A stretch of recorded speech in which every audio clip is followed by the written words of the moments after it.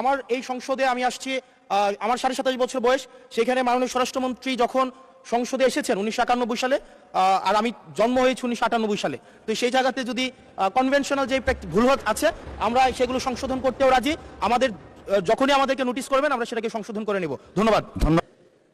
আমি বয়স যাই হোক, মাননীয় সংসদ সদস্য হিসাবে আমাকে অ্যাড্রেস করতে হবে যে সদস্য প্রশ্নটি উত্থাপন করেছেন। সংসদীয় যে নর্ম আছে, প্র্যাকটিস আছে, সেটা মেনে চলবো। Thank you. Yes, thank you মাননীয় স্পিকার।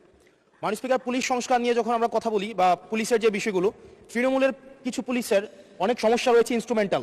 যেমন পুলিশকে যখন তদন্ত করতে পাঠানো হয় ওই তদন্তের খরচ কিন্তু থানা থেকে দেওয়া হয় না, আর যেটা দেওয়া হয় সেটা কিন্তু অপ্রতুল।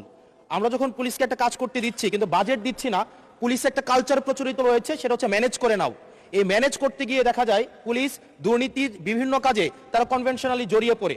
যেমন কিছুদিন আগে আমাদের 26শে মার্চের প্রোগ্রাম হয়েছে এবং সেটা হচ্ছে সবাই জানে এই 26শে মার্চের প্রোগ্রামে যে বাজেট দেওয়া হয়েছে প্রশাসনকে, সেই বাজেট এবং প্রোগ্রাম করতে গিয়ে যে খরচ হয়েছে সেটার মধ্যে কিন্তু আনুপাতিক অনেক ধরনের ব্যবধান রয়েছে।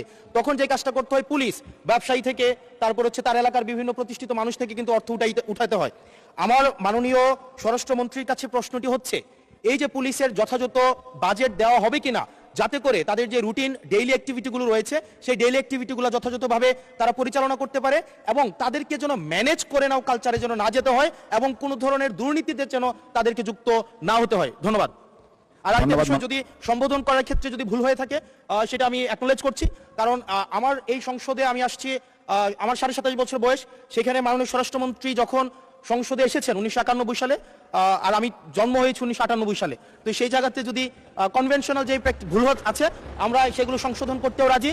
আমাদের যখনই আমাদেরকে নোটিশ করবেন আমরা সেটাকে সংশোধন করে নেব। ধন্যবাদ। ধন্যবাদ মাননীয় সদস্য। We are learning every day. ধন্যবাদ মাননীয় মন্ত্রী।